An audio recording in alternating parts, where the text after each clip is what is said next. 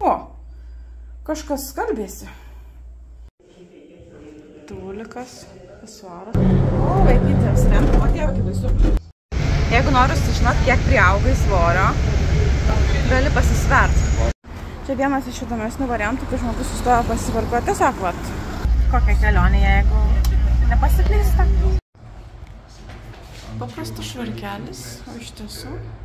Na ką, štai taip pradedame savo vasaros tripą. Ir pirmasis tikslas, kad nebūtų per mažai karščio, Albanija. Tuo metu tenais buvo gerokai virš 30. Ir kokie nuotykiai mūsų laukia, jūs netrukus pamatysite. Pigiausias skrydis buvo per Milaną, tad pirmoji stotelė čia. O va čia. Staiga žaisliukai, Lego, smurfai.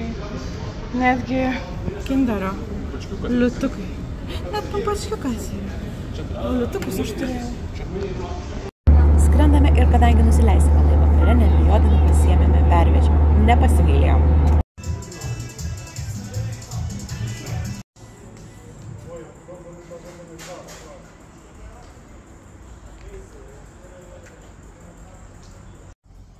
Atkeliavom, tai čia toks karštis kartu su drėgme sumišęs.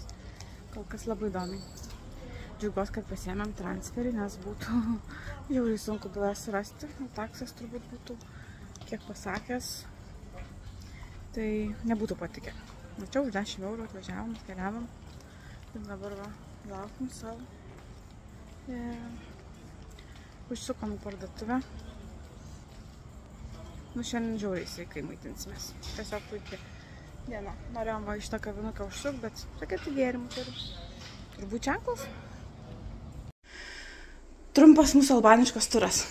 Va štai turim tokią svetainę su pradarytų butelių kažkieno, bet virtuvėlė va, nebaisiai tvarkinga, kažkieno indai palikti. Atsidarom šaldytuvą. O, labą dieną, maisto. Parūgusio. Tuapas biški parūkytas. Biški? Nu čia. Lovytė, čia kaip ir viskas ok atrodo. Svaguniukų turim. O sakė, svaguniukų yra. O čia? Va ne. Ir kažkieno šepetukai. Nu argi čia labiau, kaip sakant. O, kažkas skalbėsi. Seniai sakiau, kad nereiktų rūbų imti į kelionę. Va, visko gali rast. Suknelė. Liemenė. Liemenė. Jeigu šalta, gali va. Rūbų rast. Puslė net šilta. Net puslė pašildymai. Nu žodžiu, pasaka, ne namai. Nu ir kaip lemba dabar eit, kai bele kokio dydžio svirplys, kas čia lenai. Kas čia toks? Žulkas. Kaip išeit? Bilietėlis pas konduktorių.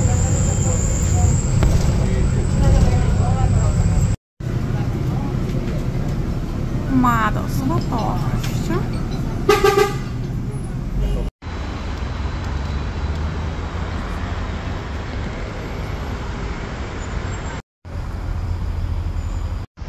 Va taip įdomiai centre stotelį tavo pakraut kažką gali, bet neaišku, kur turi įdėti. Bet, žodžiu, turėtų Wi-Fi'us būti. Draugystės monumentas. Va, kiek čia visko draugiškai. Ir internetas nemokamas net. Sėdim savo po draugystės. Va, ten kažkas ilsisi, guli. Man ten nerandu. Pagrindinė aikštė, kurio vyksta visi reikalai. Ir iš čia keliausim į turą. Vieną vakare arba rytoj. Žodžiu, daug statybų. Ruošiasi Tirana, nežinau kam, bet ruošiasi. Tiesiog iš proto eina. Atėjom į Bunk Art 1. Šitų bunkerių, nu gal ne tokių pačių, skirtai čia yra 750 000, jeigu tikėtų. Tokių didelių gal ne. Tokių didelių tai ne.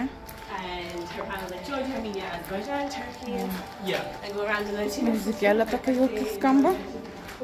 Nu, neblogai. Į Bunk Art 1 atvarėm. Tokia labai faina aplinka. Sako, negalima filmuoti. Ir fotkinat.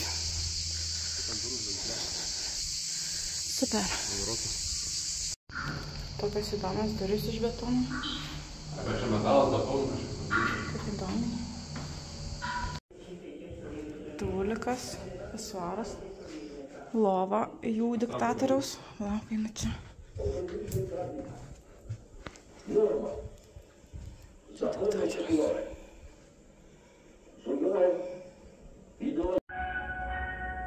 Pietų salė, virtuvytė.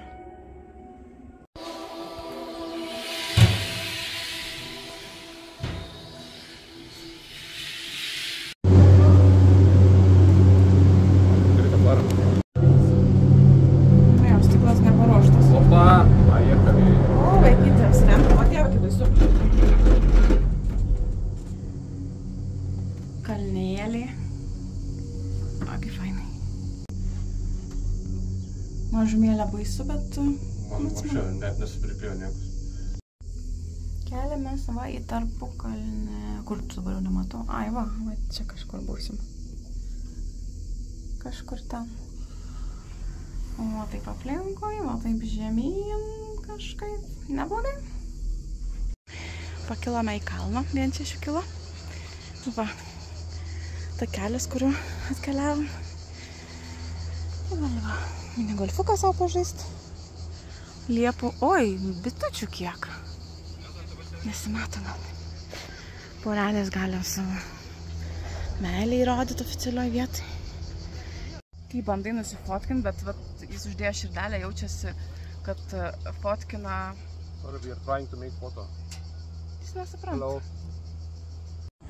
Va taip va, žmonės užkyla arba leidžiasi, mes dar tik leisimės, jau pakilę. O čia taip važiavomės visą kelią. Va toks tas cable caras. Užsikeli, čia va po to pakilį, gali bariukę pasėdėti, golfą pažaisti. Nu ir graži ta tirada iš paukščio skrydžio. Pramogėlė pasėdinėjimas su arkliukais. Ir mažyčių čia yra. Visko. Jeigu noriu sužinot, kiek priaugai svorio, gali pasisvert. Klausimas dar gerai valgai. Ne pirmas svarstyklės, vienos buvo gal mantresnės, kur matėm. Bet žodžiu. Šitas gal mantresnės. Gali sužinot savo svorį. Kokia kelionė, jeigu nepasiklysta. Tu kol kas nežinom, ar pasieksim tą vietą, kurios reikia, bet čia autobusus jie supranta spalvom. Važiuoja kaip nori, kada nori. Ir dabar pilnas autobusas, o vairuotojas gazuoja. Bet mes dar nejudam. To sužinosim, bus įdomu. Tai visgi pavyko ištrūkti iš Albanijos Tiranos labirintų. Nors jau porą kartų važiavom tokiais miškais, kad galvojam, ar inkstą geriau atiduoti, ar kažką kito. Ir ką, dabar va savo po parduotuvės grįžtam namo. Gal dar nepanėjau. Nu, dar reikia nesidžiaugti. Bet jau panašu, kad kažkaip panašu, kad grįžim.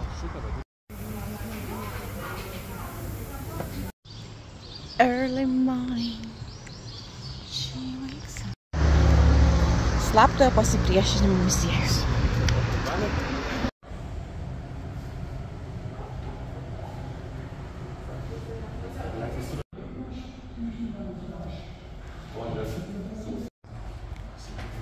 Paprastas švarkelis, o iš tiesų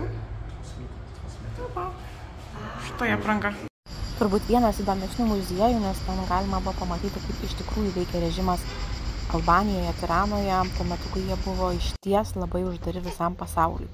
Plačiau apie tai papasakojo jau nemokamo turo gidas, bet iš tiesų pasižiūrėti čia labai įdomu. O čia atvykome į antrąjį bunkerį, kuris yra mažesnis, bet jeigu reikėtų rinktis, rinkčiausi labai pirmą. Gyveni savo ramiai, o tavo kaimynas už sienos tavęs klausosi.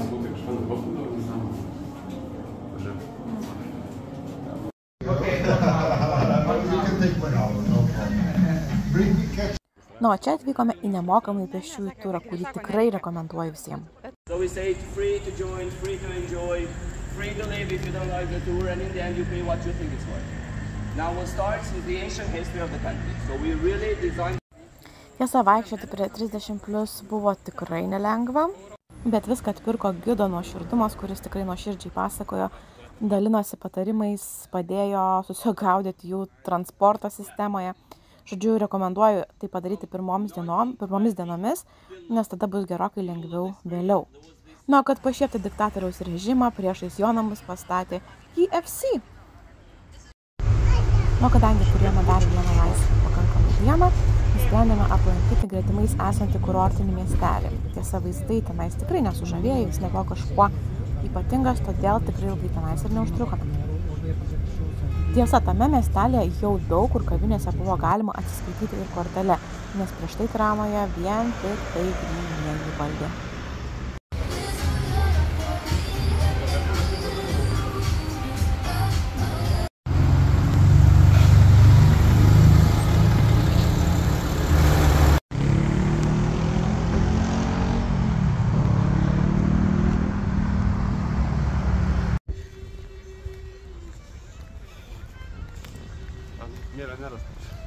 Akmenukai.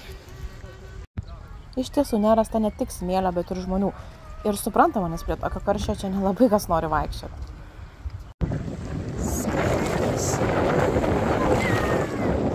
Kaip ir minėjau, paplūdimys čia tikrai ne tas, kuriame norėtųsi būti, bet tiesiog jau nebeturėdami jėgų nusprendėm šiek tiek pailsėti. Kadangi perprasti jų autobusų sistemos praktiškai nepavyko, namo dažniausiai grįždavome pėsčiomis, bet pamatydavome daug įdomių pastatų ir jų vairavimo bei parkavimo subtilybių. Čia vienas iš įdomesnių variantų, kai žmogus sustoja pasiparkuoti, tiesiog vat. Negalvojam po miestelį. Reikia parduotuvę jo. Vat taip stovi.